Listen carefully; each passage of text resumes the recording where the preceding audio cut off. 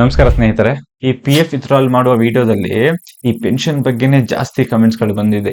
ಈ ಪೆನ್ಷನ್ ಹೇಗೆ ವಿತ್ಡ್ರಾ ಮಾಡ್ಕೋಬೇಕು ಮತ್ತು ನಾವೇನಾದ್ರೂ ಜಾಬ್ ಚೇಂಜ್ ಮಾಡಿದ್ರೆ ಹಳೆ ಕಂಪನಿಯಲ್ಲಿರೋ ಪಿ ಎಫ್ ಅಮೌಂಟ್ ಹೊಸ ಕಂಪನಿಗೆ ಟ್ರಾನ್ಸ್ಫರ್ ರಿಕ್ವೆಸ್ಟ್ ಕೊಟ್ರೆ ಪಿ ಎಫ್ ಅಮೌಂಟ್ ಮಾತ್ರ ಟ್ರಾನ್ಸ್ಫರ್ ಆಗುತ್ತೆ, ಪೆನ್ಷನ್ ಅಮೌಂಟ್ ಟ್ರಾನ್ಸ್ಫರ್ ಆಗಲ್ಲ. ಮತ್ತು ನಾವು 10 ವರ್ಷ ಕೆಲಸ ಮಾಡಿದ್ರೆ ಈ ಪೆನ್ಷನ್ ಅಮೌಂಟ್ ನ ಹೇಗೆ ತಗೋಬೇಕು ಮತ್ತು ಇನ್ನೂ ಹಲವಾರು ಕ್ವಶನ್ಸ್ ಗಳು ಈ ಕಮೆಂಟ್ಸ್ ಅಲ್ಲಿ ನಿಮ್ಗೆ ಸಿಗ್ಬೋದು. ಸೊ ಅದಕ್ಕಾಗಿ ನಾನು ಈ ವಿಡಿಯೋದಲ್ಲಿ ನಿಮ್ಗೆ ಈ ಪೆನ್ಷನ್ ಬಗ್ಗೆ ಫುಲ್ ಡೀಟೇಲ್ ನಾಗಿ ಎಕ್ಸ್ಪ್ಲೈನ್ ಮಾಡ್ತೀನಿ. ನೀವು ಇನ್ನೂ ನಮ್ಮ ಚಾನಲ್ಗೆ ಸಬ್ಸ್ಕ್ರೈಬ್ ಮಾಡ್ಕೊಂಡಿಲ್ಲ ಅಂದ್ರೆ ದಯವಿಟ್ಟು ಸಬ್ಸ್ಕ್ರೈಬ್ ಮಾಡ್ಕೊಂಡು ಸಪೋರ್ಟ್ ಮಾಡಿ. ಇದರಿಂದ ನನಗೆ ಹೆಚ್ಚು ವಿಡಿಯೋಗಳು ಮಾಡೋದಕ್ಕೆ ಸ್ಫೂರ್ತಿ ಆಗುತ್ತೆ. ಈ ಪಿ ಎಫ್ ನ ನವೆಂಬರ್ 15, 1951ರಲ್ಲಿ ಜಾರಿಗೆ ಮಾಡಲಾಗುತ್ತದೆ ಮತ್ತು 1952ರಲ್ಲಿ ಈ ಪ್ರಾವಿಡೆಂಟ್ ಆಕ್ಟ್ 1952 ಅಂತ ಮಾಡ್ತಾರೆ. ಈ ಪೆನ್ಷನ್ ಅನ್ನು 1995ರಲ್ಲಿ ಇಂಟ್ರೊಡ್ಯೂಸ್ ಮಾಡ್ತಾರೆ. ಅದು ಪೆನ್ಷನ್ ಆಕ್ಟ್ 1995 ಅಂತ.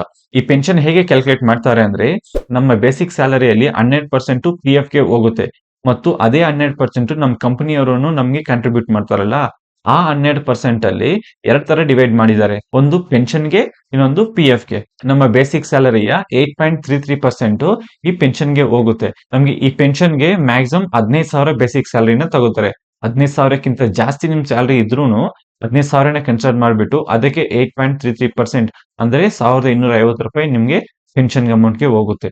ಮಿಕ್ಕಿದ 3.67% ಅದು ನಮ್ಮ ಪಿ ಎಫ್ ಅಕೌಂಟ್ ಗೆ ಬರುತ್ತೆ. ಸೊ ನೀವು ನೋಡ್ಕೋಬಹುದು, ನಿಮ್ಮ ಪಿ ಎಫ್ ಅಕೌಂಟ್ ಅಲ್ಲಿ ಪೆನ್ಷನ್ ಅಮೌಂಟ್ ₹1,250 ಅಷ್ಟೇ ಇರುತ್ತೆ. ಅದಕ್ಕಿಂತ ಕಡಿಮೆ ಇರಬಹುದೇ ಹೊತ್ತು ಅದಕ್ಕಿಂತ ಜಾಸ್ತಿ ಇರೋದಿಲ್ಲ. ರೀಸೆಂಟ್ ಆಗಿ ಈ ಪೆನ್ಷನ್ ಅಮೌಂಟ್ ನ 15,000ದಿಂದ 21,000ಕ್ಕೆ ಜಾಸ್ತಿ ಮಾಡ್ತಾರಂತ ಹೇಳ್ತಾ ಇದ್ದಾರೆ.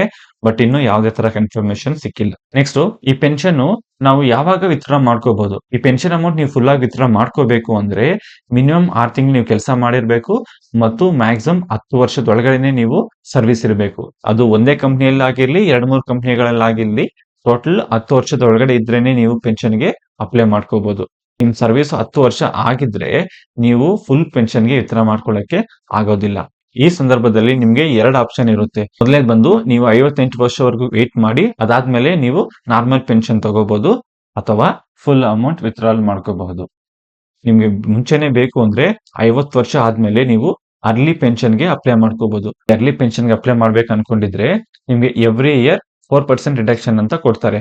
ಅದೇಗೆ ಅಂದ್ರೆ ನೀವು ಆಕ್ಚುಯಲ್ ಪೆನ್ಷನ್ ತಗೊಳ್ಳೋದು 58 ವರ್ಷಕ್ಕೆ. 58 ವರ್ಷ ಮೈನಸ್ 54 ವರ್ಷ ಅಂದ್ರೆ ನಿಮ್ಗೆ 4 ವರ್ಷ ಮುಂಚೆ ತಗೊಳ್ತಾ ಇದ್ದೀರಾ.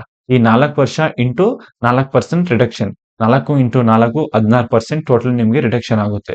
ಅಂದ್ರೆ ನಿಮ್ಮ ಟೋಟಲ್ ಪೆನ್ಷನ್ ಬಂದು ಒಂದ್ 2,000 ಅನ್ಕೊಂಡ್ರೆ 2,000 ಮೈನಸ್ 16% ಅಂತ ಕನ್ಸಿಡರ್ ಮಾಡಿದ್ರೆ ಸೊ ನಿಮ್ಗೆ ಟೋಟಲ್ ₹1,680 ನಿಮ್ಗೆ ಪೆನ್ಷನ್ ಬರುತ್ತೆ.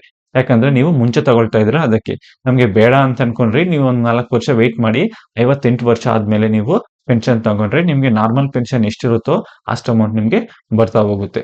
ಮತ್ತು ಈ ಪೆನ್ಷನ್ ಹೇಗೆ ಕ್ಯಾಲ್ಕುಲೇಟ್ ಮಾಡ್ತಾರೆ ಅಂದ್ರೆ ನಿಮ್ಗೆ ಪೆನ್ಷನ್ ಕ್ಯಾಲ್ಕುಲೇಟ್ ಮಾಡಕ್ಕೆ ಈ ಫಾರ್ಮುಲಾನ ಯೂಸ್ ಮಾಡ್ತಾರೆ. 60 months of average pensionable amount into number of years services divided by 70. ಈ ಫಾರ್ಮುಲಾದಿಂದ ನಿಮ್ಗೆ ಎಷ್ಟು ಪೆನ್ಷನ್ ಬರುತ್ತೆ ಅಂತ ನೀವು ನೋಡ್ಕೋಬಹುದು. ಸೊ ನಿಮ್ಗೆ ನಿಮ್ಮ ಆಕ್ಚುಯಲ್ ಪೆನ್ಷನ್ ಎಷ್ಟಿದೆ ಅಂತ ನೀವು ತಿಳ್ಕೋಬೇಕು ಅಂದ್ರೆ ಈ ಗೂಗಲ್ ಅಲ್ಲಿ UIN ಪಾಸ್ಬುಕ್ ಅಂತ ಟೈಪ್ ಮಾಡಿ ಅಲ್ಲಿ ಬಂದಿರೋ ಲಿಂಕ್ ನ ಕ್ಲಿಕ್ ಮಾಡ್ಬಿಟ್ಟು ನಿಮ್ಮ UIN ನಂಬರ್, ಪಾಸ್ವರ್ಡ್, ಕ್ಯಾಪ್ಚನ್ ಎಂಟರ್ ಮಾಡಿದ್ರೆ ಅಲ್ಲಿ ನಿಮ್ಗೆ OTP ಬರುತ್ತೆ. ಆ OTP ನ ಕ್ಲಿಕ್ ಮಾಡಿ ಪೋರ್ಟಲ್ ಅಲ್ಲಿ ಹೋಗ್ಬಿಟ್ಟು ನೀವು ಅಲ್ಲಿ ಕ್ಯಾಲ್ಕುಲೇಟರ್ ಅಂತ ಇದೆಯಲ್ಲ ಅಲ್ಲಿ ಕ್ಲಿಕ್ ಮಾಡಿದ್ರೆ ನಿಮ್ಗೆ ಪೆನ್ಷನ್ ಕ್ಯಾಲ್ಕುಲೇಟರ್ ಅಂತ ಸಿಗುತ್ತೆ.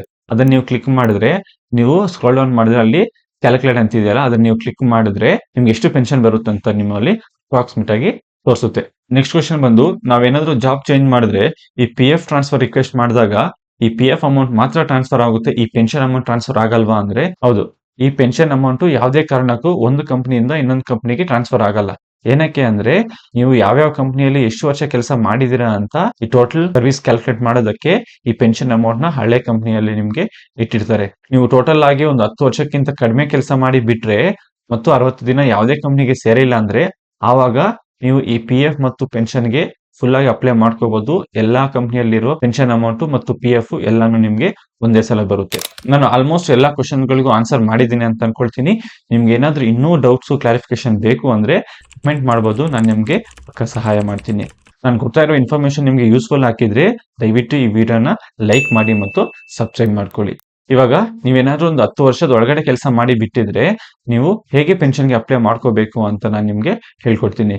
ನೀವು ಕೆಲಸ ಬಿಟ್ಟು 60 ದಿನ ಆಗಿರ್ಬೇಕು ಮತ್ತು ಬೇರೆ ಯಾವ ಕಂಪನಿಗೂ ಜಾಯ್ನ್ ಆಗಿರಬಾರ್ದು. ಆ ಸಂದರ್ಭದಲ್ಲಿ ಮಾತ್ರ ನೀವು ಈ ಫುಲ್ ಪೆನ್ಷನ್ಗೆ ಅಪ್ಲೈ ಮಾಡ್ಕೋಬಹುದು. ಸೊ ಫಸ್ಟ್ ಈ ಗೂಗಲ್ ಅಲ್ಲಿ UAN ಲಾಗಿನ್ ಅಂತ ಟೈಪ್ ಮಾಡಿ, ಅಲ್ಲಿ ಬಂದಿರೋ ಫಸ್ಟ್ ಲಿಂಕ್ ನ ಕ್ಲಿಕ್ ಮಾಡಿ, ನಿಮ್ಮ UAN ನಂಬರ್, ಪಾಸ್ವರ್ಡ್ ಮತ್ತು ಅಲ್ಲಿರುವ ಕ್ಯಾಪ್ಚರ್ನ ಹೇಗಿದ್ರೆ ಇಲ್ಲಿ ಎಂಟರ್ ಮಾಡಿಬಿಟ್ಟು ಸೈನ್ ಇನ್ ಅಂತ ಕ್ಲಿಕ್ ಮಾಡಿ.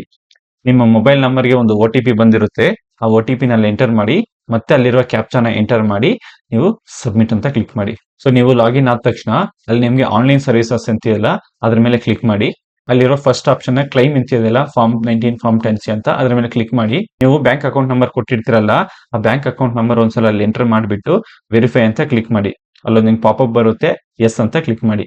ಇದಾದ್ಮೇಲೆ ಪ್ರೊಸೀಡ್ ಫಾರ್ ಆನ್ಲೈನ್ ಕ್ಲೈಮ್ ಅಂತಿದೆಯಲ್ಲ ಅದನ್ನ ಕ್ಲಿಕ್ ಮಾಡಿ.